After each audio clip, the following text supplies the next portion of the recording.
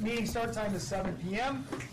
Please turn off your cell phones, and please only one person speaks at a time. And when you do speak, do it loudly so everybody can hear you, including the people in Topeka, Kansas. That's a new one. Is that that's a, right? Different cities in Kansas. Tallahassee, Florida. Swanton, Ohio. New Jersey. If you need something signed, we will gladly do that for you. If you leave it out in the cute little green box out there, you can pick it up when we're done with our discussion. The only thing we ask of everybody is that you're honest with whatever you're feeling, good or bad. Say that stuff so we can celebrate it or help you. Feel free to openly share your comments and points of view on how alcohol and drug addiction has impacted your life. This meeting is open to people of all ages and welcomes diversity. So please refrain from using excessive foul language or language that discriminates against any race, gender, religion, ethnicity, sexual orientation, or disability in order to maintain an atmosphere of respect and dignity for all who are present. If you see a visitor, a new member, or returning member that you haven't seen in a while, please warmly welcome them into our program and meet somebody new tonight. If you see somebody and you don't know who they are, go up and introduce yourself to them. We don't do that. We're not going to do that. Don't leave during the meeting, and if you litter, as always, make sure you do it in one of our trash cans. Okay, who has their lifestyles of recovery? Guidelines for living a lifestyle of recovery. Lifestyle recovery guidelines are intended to be utilized by recovering individuals, their families, and everyone else who is striving to avoid substance abuse and achieve sobriety. Guidelines. Number 1, recognize that substance abuse ruins lives. Number 2, wanting to pursue positive alternatives to substance abuse, such as their education, employment, quality relationships, and health and fitness. Number 3, using resources such as friends, family, teachers, and peers as a way to achieve and remain sober. Adding sports, art, and music to these resources will help us stay focused and motivated. Number 4, defining balance, working towards making it a part of our everyday life. Number 5, building self-esteem and confidence through sobriety to combat negative feelings regarding oneself. 6, understanding that negative behaviors of isolation and self-pity lead to self-destruction. Number 7, lifting a person up is different than allowing you to continue the destructive lifestyles. Be there for yourself and be patient with your friends and family. Number 8, learn how to help without supporting the addict's behavior. Find assistance to recover individuals that improve their lives, not further their usage. Number 9, recognizing personal challenges and integrating them into our lifestyles as challenges to triumph over. Number 10, caring for personal, emotional, physical, and spiritual individuality is a source we use for our sense of worth. Each person is truly magnificent. Our mission at Racing for Recovery is to prevent all forms of substance abuse by promoting lifestyle fitness and health for all those affected by addiction. All right. Is there anybody here for their first ever Racing for Recovery meeting tonight? No? 1. All right.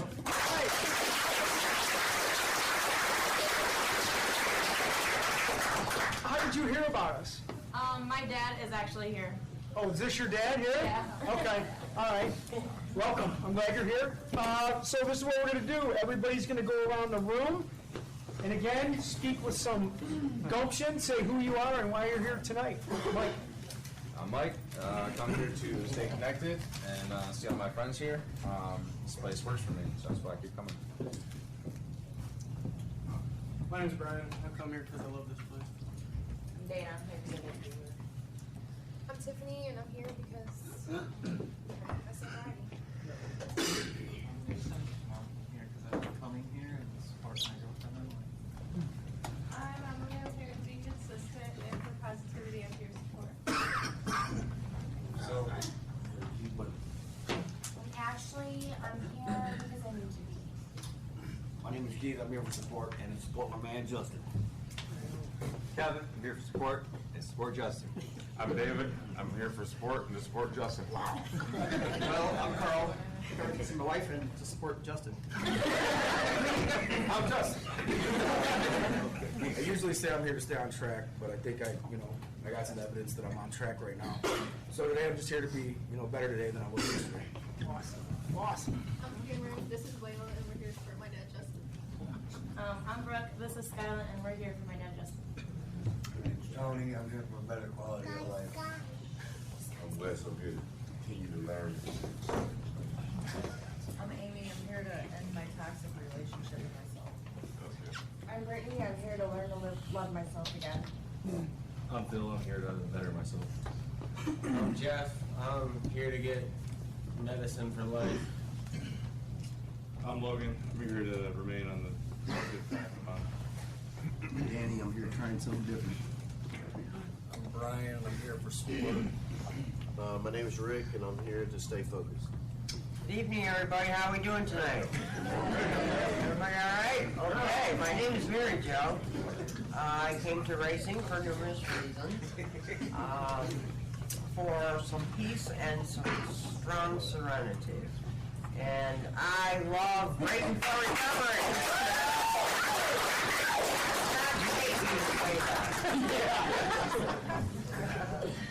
Hi, Todd. I'm Pat. Grace, as you used to call me. You couldn't get rid of me. I had a heart attack and had to have surgery, but I'm back. And it's so nice when you're not here for a long time. People come over and hug you and say, I missed you. And I don't care who you are. You know, I was an enabler. And I learned so much. March 15th, I will be coming 7 years. That's awesome. And it's amazing because what you learn here, you can apply to your everyday life. When you don't think you're going to be able to make it anymore, and you have these feelings from God or whoever you believe in, and you have this program that shows how you can get from the gutter up. It works in every part of your health and body. And I know Grandma was a little bit older than me, and I was devastated when I heard about Grandma. And I just thank my God and everyone here that I'm back, and you're not getting rid of me. I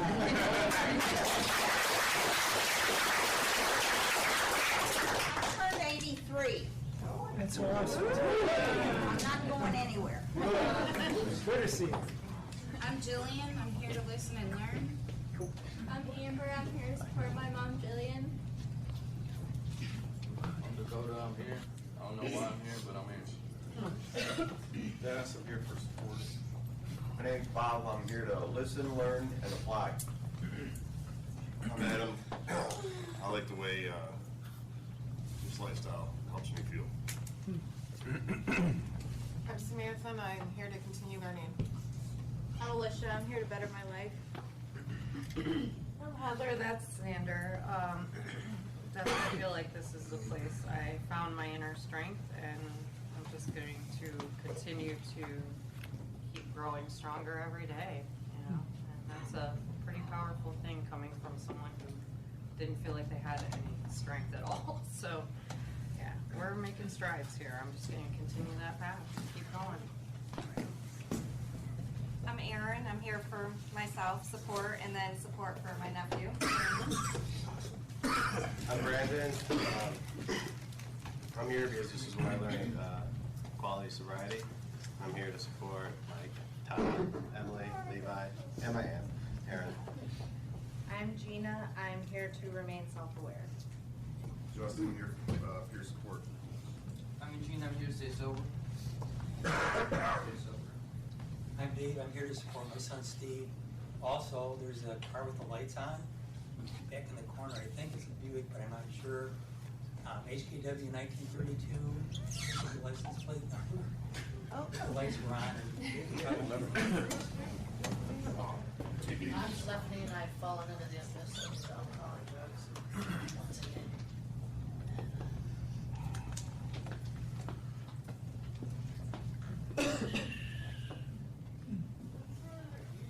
Not near. I feel ashamed, disappointed. Here we go again.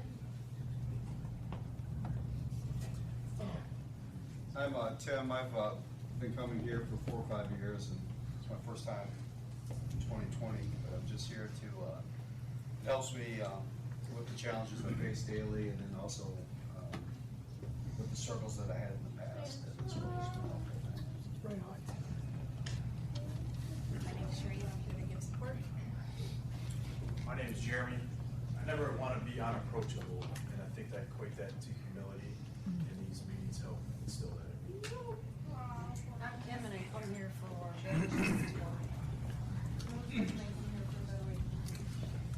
Sir?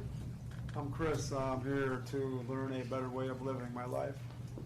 We do that. I'm TJ. I'm here to try to remain open-minded and teachable and to support Johnny over there. I'm Chelsea, I'm here to better my life and stay focused. I'm Josh, I'm here because I love myself. I'm Leslie, I'm here first time. I'm Jeff. I'm here to stay sober. I'm Ashley, I'm here to support my husband. First time. Sorry, you're good. I'm Candy and I'm here to keep a commitment to me. I'm Jason, I'm here to maintain my sobriety. I'm Joe, and I'm here to try something different. I'm James, I deal with emotional support and learn. I'm Bob, I'm here to stay on the right path and not have to worry about missing work over being drunk and not make excuses to my boss why I can't make it in. You don't have to do that ever again, man. That's right. I'm Evan. This is my first Thursday meeting in about 5 years now. I'm here to get back on track and live life. I'm Kathy, and I'm here to support my son Matthew and everyone else here. And I think if you keep coming every week, you're going to get all the positivity and peer support you need. 100%. I'm Matt. I'm here to keep moving forward because I enjoy these meetings. I'm Bill, and I'm here for support. Draven, go ahead. My name is Draven. I'm a badass, and I'm here to give and get support and the best quality life I can get. My name's Tom. I come here to continue to learn. My name's Joe. I am here because this room is filled with so much love and positivity that it is the perfect amount to last through the weekend. I'm Brittany and I am here to support empathy, not sympathy. I'm here to keep my sobriety. I'm Andy. I'm here because I'm starting to run out of chances, so glad to be here. I'm RJ, I'm here for balance. I'm Steve, and I come to these meetings because this program has really taught me about what it means to live a whole and balanced life, so everything is good, not just one area. I'm Matt. I'm here because this place has changed my life. Chris? I'm Chris, I'm here for balance and to support Justin too. I'm Lorenzo. I'm grateful to be here. I love the experience of that meetings. You see all the family and outside people come in and support people here. It's just really, really amazing, and it gives me hope, motivation, encouragement, all that. And, I'm here to support everybody, including Justin. Mello, here to learn and stay sober. I'm April and I'm here to learn to live a better life. I'm Ryan. I'm here to continue to do what I've been doing to keep me sober and happy. I'm Mike, and I'm here because this is just what I do, and it works. I'm Kurt, I'm here for support and to give support. Christian, I'm here to listen and learn. Dude, and you were another one of those hoodies. Slow learner, it's all right. I'm Sharmini, and I'm here because I can't afford to be alone tonight. I'm Donnie. I'm here to listen and learn, support TJ. Tiffany, go ahead. I'm Tiffany and I'm here for support. I'm Megan and I'm here because this place has saved me from myself on more than one occasion. I'm V. I'm here for support and consistency. I'm Des, I'm here because I want to be. I'm Randall. I just come here to constantly remind myself that I don't know it all. So. How does it feel to be a real case manager? Woo!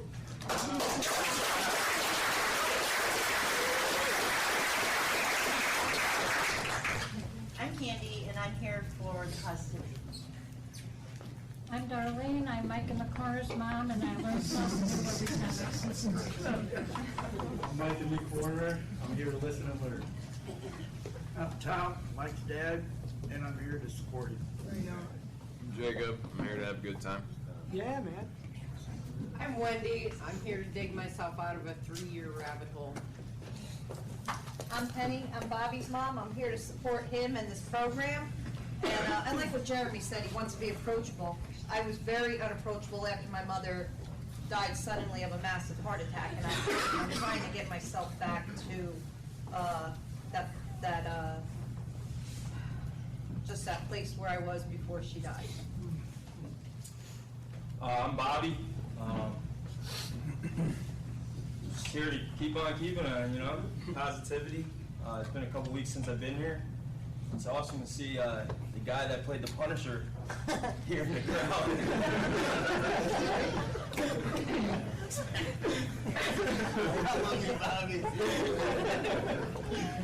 Everyone, my name's Levi, and I'm here tonight for quality conversations, quality time with quality people.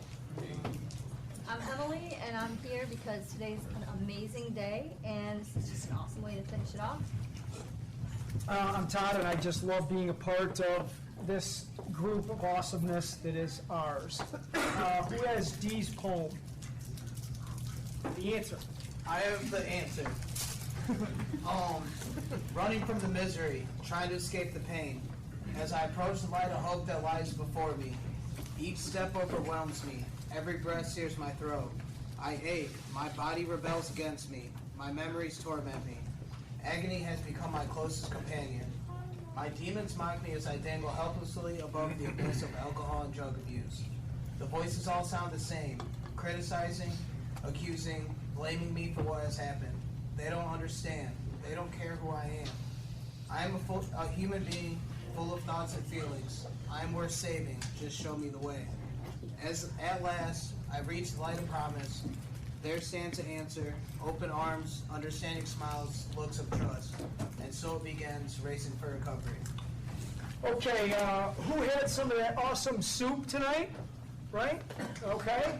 So as always, I want to thank Mike and April, Chris, V, and Ryan for doing the potatoes tonight. Round of applause.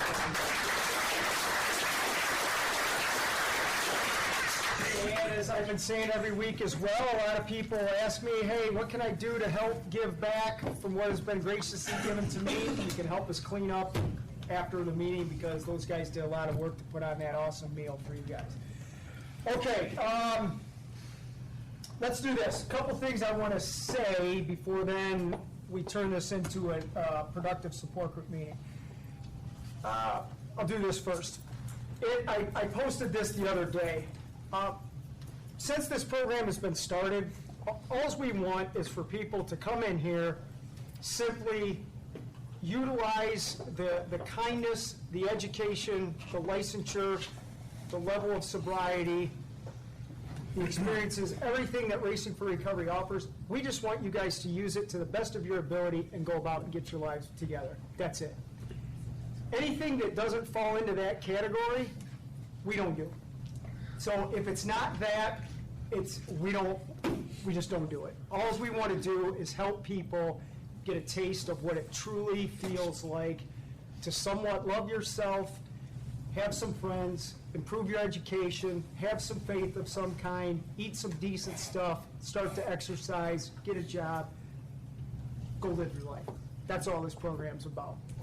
And I also want to bring up something very kind that TJ said, and I'm not going to give the details of it, but from what I was told, basically just he was blown away by some kindness that we do that a lot of people don't know about, and it gave him a new perspective on what Racing for Recovery really is, and I appreciate you saying that. That touched my heart when I heard you said that today, so thank you for that.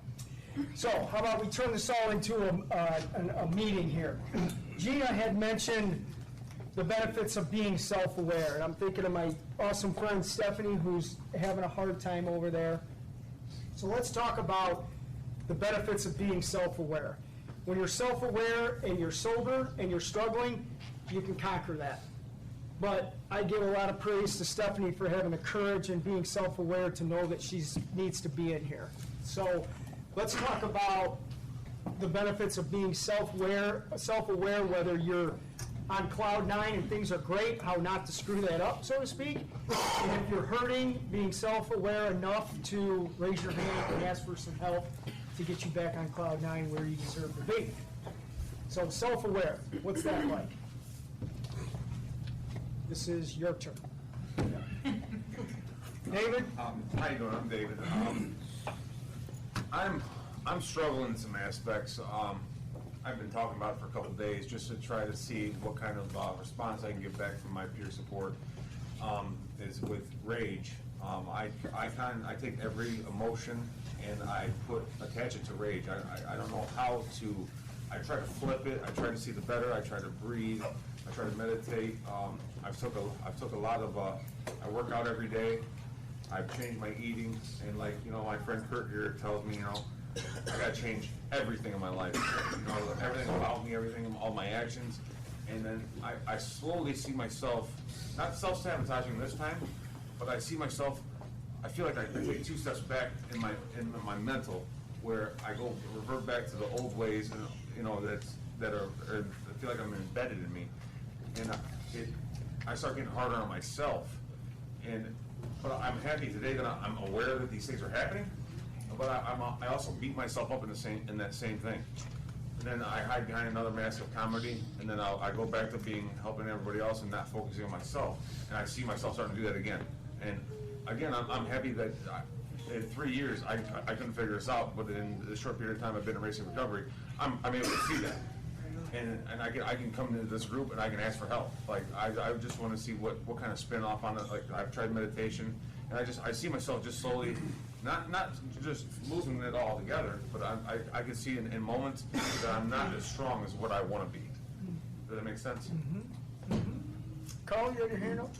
My struggle, I learned through one-on-ones, IOP, is that it's important for me to pause and look at perspective.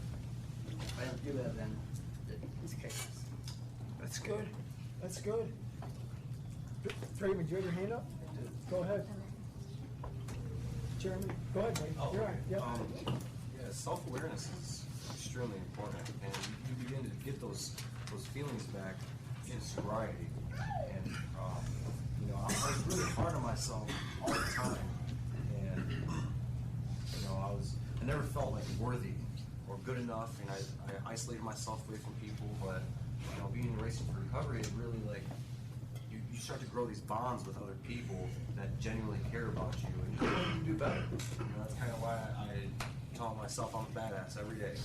Things Emily, and just little things like that. And I was overdoing it for a little while in the weight room, and I was exhausted. I couldn't focus, and I was like, I just need to take some time to myself, But instead, other times, I was just telling myself I'm not good enough. Why am I doing those things I need to be doing? I just be really hard on myself. But I'm a badass. I don't need to do all those things all the time, all day long. I can take some time to rest and hang out with people or help someone out that needs a hand. It just feels really good to know the difference between those things and being self-aware of what your body truly needs at the time. Right on. Lorenzo. Good evening, I'm Lorenzo.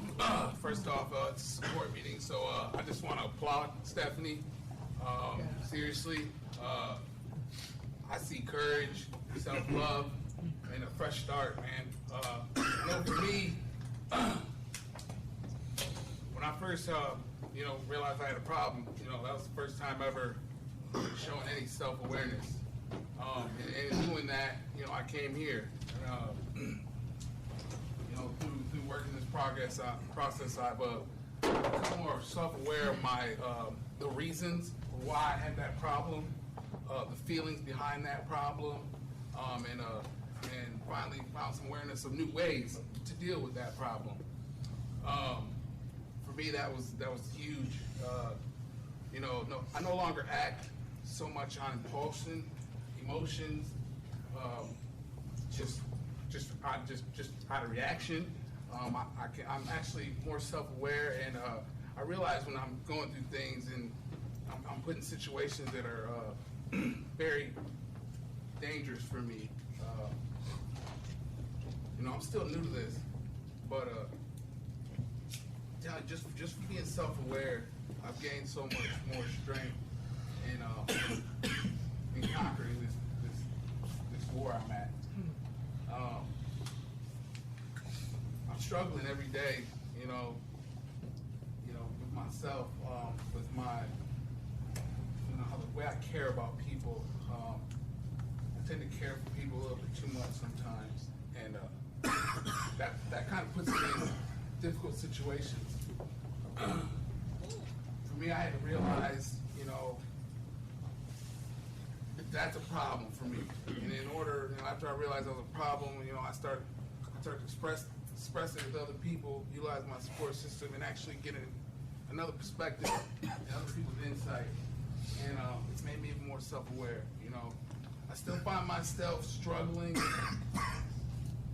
with it, but it's a lot easier. I'm less likely to act the way I used to. I never realized how much control my emotions had over my actions. When I get angry, when I get lonely, I start to feel abandoned, fear, doubt. I start to battle with myself mentally, and it's not a pretty outcome. But now that I'm aware of that, I've taken the steps to start to fix that. And it all just comes with just recognizing self-worth, the opportunities that are in front of me, the positive support that I have. It's a lot easier for me to visualize situations and make a real decision in order to get the best outcome. Like I said, I'm no longer thinking or no longer acting off impulse and emotions. You sit there and actually think about things, and you're self-aware of what's going on and what's really the problem. It's a lot easier to fix that problem or handle that situation a lot easier. And tell you what, man, I don't know. I'm just happy to be here, man. I can't express how much I love seeing this many people in here on Thursday nights.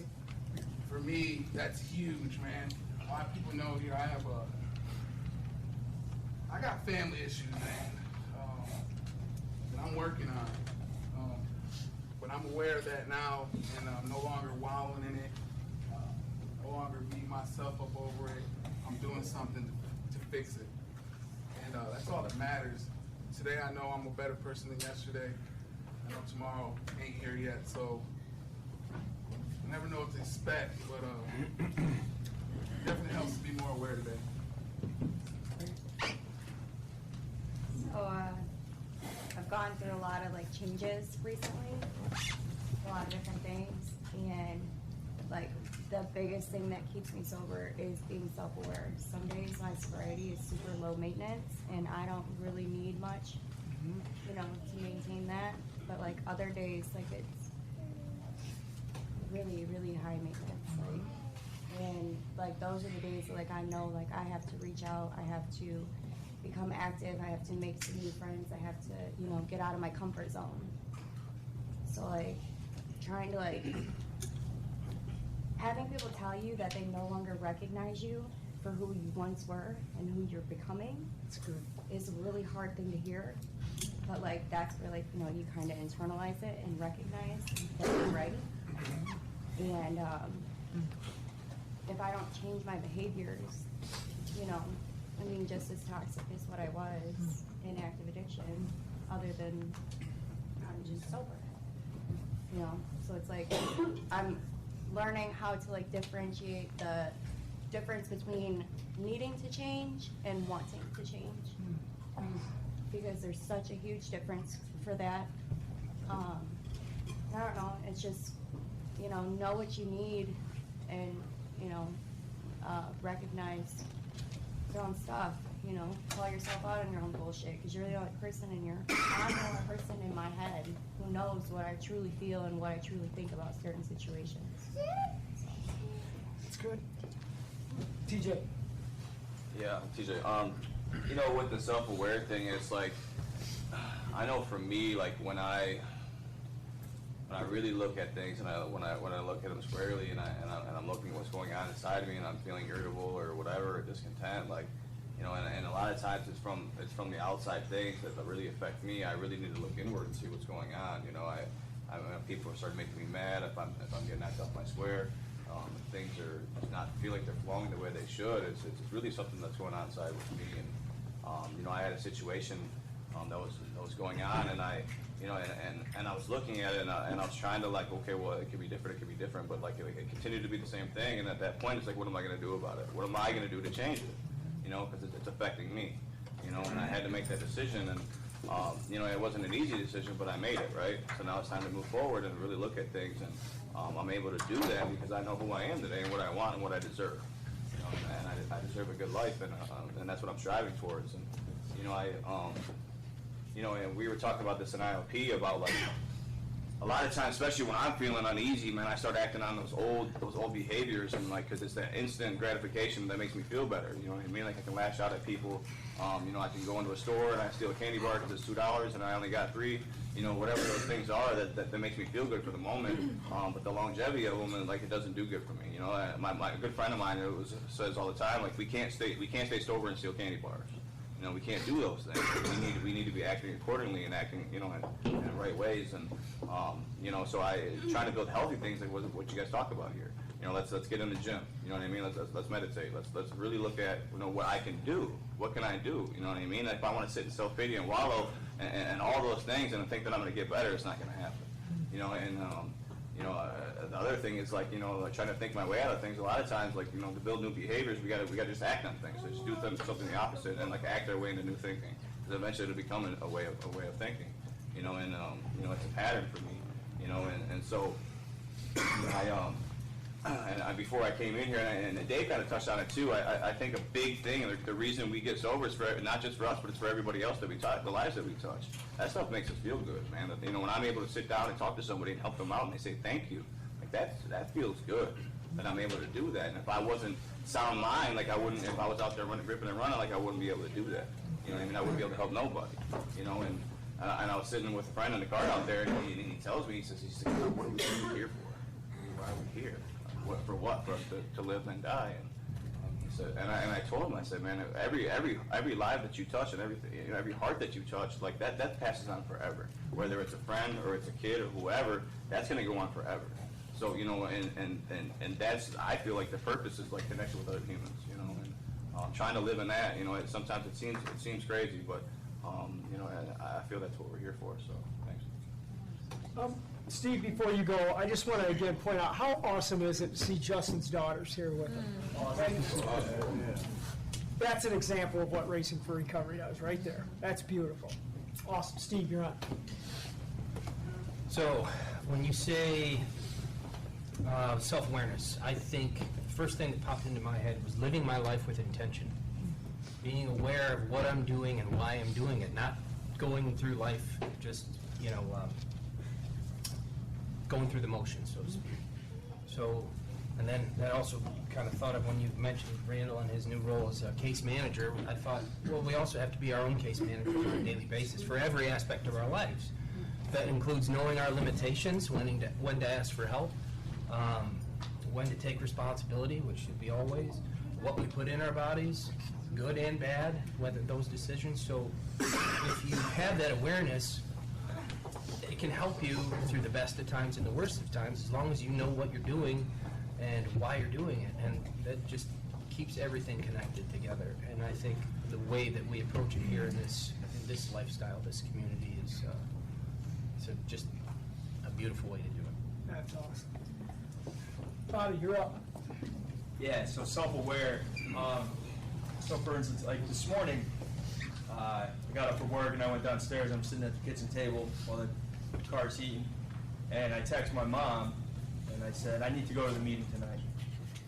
And it's been, like I said, it's been a couple weeks since I've been here, and I was just started to feel off, you know. And I'm working and I don't do anything. I go to work, I come home, and I'm with my daughter. I'm hanging out at home, you know. And when she's not home, I either watch TV or read. So it's really, I'm really not doing much. And, but, so in 2018, when I came and I went back to work, I was kind of started doing the same things, and I'm realizing these things, and like, I was irritated today at work. It was cold. I was outside. The whole back of the store was a sheet of ice, and I had to unload trucks, and I'm getting stuck, and that irritation and anger started feeling like the old me, and I'm like, nah, but I'm realizing these things now, and I took a break. I just clocked out. Like I took an early lunch, clocked out, and went and got a cup of coffee. Came back. It was warm. Went back to work, calm, and then but being self-aware, like the old me would have been like, screw it, like pissed off the rest of the day, and going through the rest of the day mad and irritated with every little thing. But I calmed down. I read some stuff, and I've been going to church a lot, so that's getting reintroduced into my sober life, and I kind of like pray, just and there's just little things that I do to be self-aware of past behaviors trying to creep back in and not letting them. And whether it's texting a friend or my mom or even looking stuff up on YouTube, like whatever. And I'm realizing like I haven't been to the gym in months, and that always makes me feel good. And the impulsive, like laying in bed watching TV at night and deciding to drive to Speedway and get a Reese's peanut butter egg thing, like the, what are you doing? I'm serving people, begging. You want to walk to Speedway with me? Like just, that's an impulsive thing that, like I want a Reese's peanut butter thing and I go and get it.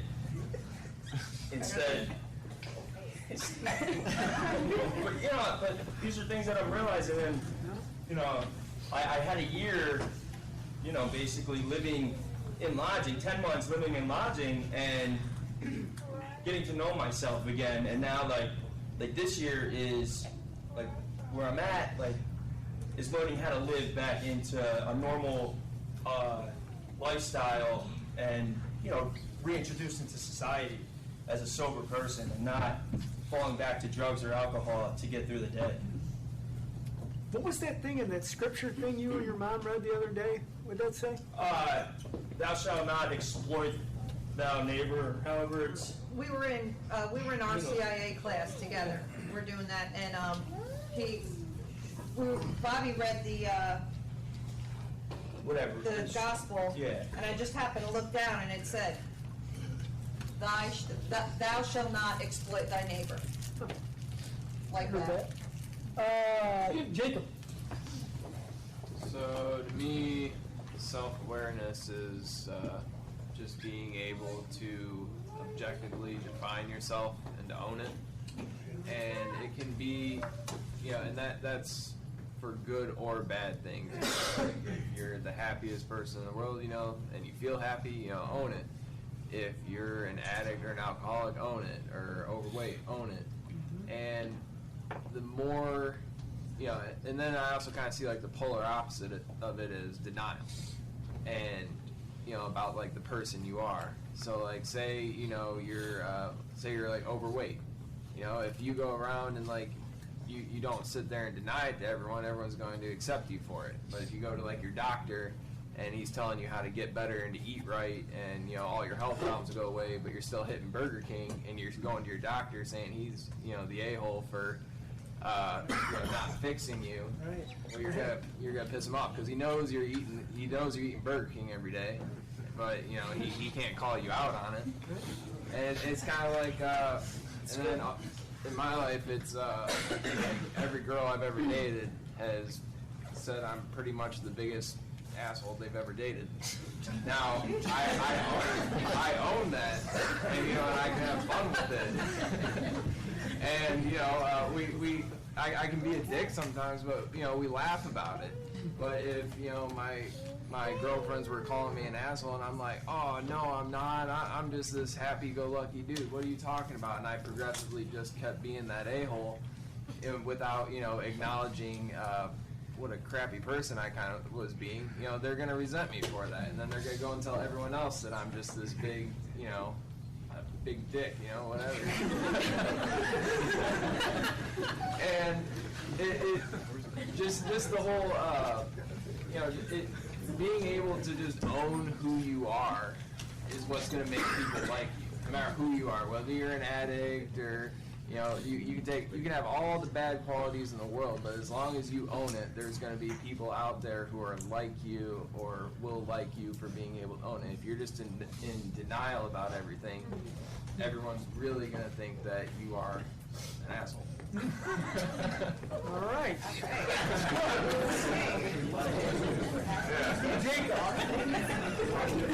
Adam, you're up. Part of becoming self-aware has helped me how I feel pretty well in sobriety this time is I realized that there was a pattern of things, 3 or 4 things that I would do. Other times I've tried leading up to making the shitty choice of using again, and being able to stop when I get to the first couple of them and correct what the issue was, so I don't get to that final step. And so being aware of how I feel and getting to that point, or not letting myself get to that point, has made it a lot easier. You know, once I get to the anger stage, I'm usually doing it out of spite at that point to whatever the situation is that got me angry in the first place. So I cut it out before it gets to that point, and it's worked. That's good. This is good. Penny, go ahead. You know, you have to be self-aware as a parent also. Like Bobby said this morning, he sent me that text that I'm looking at it right now, 5:24 in the morning. You know, he said, Mom, I need to go to the meeting tonight. Do you want to go? And That's great. I sent him back. It said, the Lord says, I will restore everything the devil has stolen from you. So in the past, I probably would have flew out of bed, went down on my heels, the steps flying, thinking he was on the verge of using drugs again. So, you know, my reaction has to keep to an even keel to keep my son where it's not over the top for him. You know, anything I deposit into Bobby now has to be for the betterment of my son. You know, I want him to keep going in this direction. So even if I feel suspicious, which I don't, like he'll come home irritated and he'll say, I'm irritated, Mom, I'm irritated, just, you know, leave me alone for a little bit. In the past, I was like that psycho mother you saw, like, what's wrong with you? What are you doing? Are you okay? You know, and that's like, so that coffin is like sealed and buried because I won't do that to him anymore. I trust in him, you know, let go and let God, because without me letting go and let God, it's not going to help Bobby. It's just not going to help him. And for any parent that's like struggling now with their child who is early on in you know, sobriety, you just gotta believe in them. You just gotta really believe that maybe it's, you know, it might not be that first time they go to get sober. You know, it took Bobby a few times coming here, leaving, going back out, and, you know, finally he got to a place in his life where he had to do it. As much as I wanted all of that for Bobby and I wanted him to reach that year, it just had to be on Bobby's terms. There was nothing I could do to make him achieve that, you know? It's like you can't make your kid a straight A student if they're getting C's, you know? Like, you can't go and make them be an A student, you know? So, you know, I just feel anything I deposit into him right now is just for him to be a better guy, and a guy I like.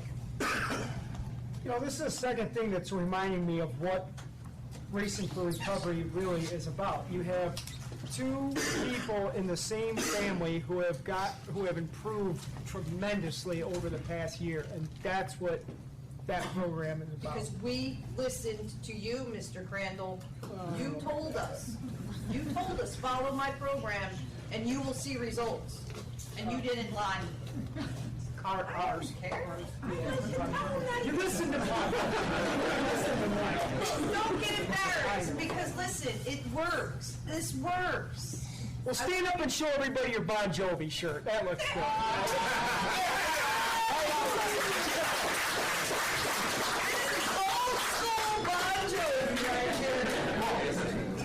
Oh my God, I love it. Hey, time spot for the Christmas gift. That's right. Levi, you're up. And then Jeremy. My interpretation of being self-aware is I guess, the way that people respond to me and the way the world responds to me and what people say about me, and then I take that, and then it doesn't align with who I think I am. And if it does align with that, then I can look myself in the mirror and say, like, this is how are people reacting to me, how are people treating me back. That's what I'm projecting. I'm getting that back. That's exactly who I am. And if that's not happening, I must be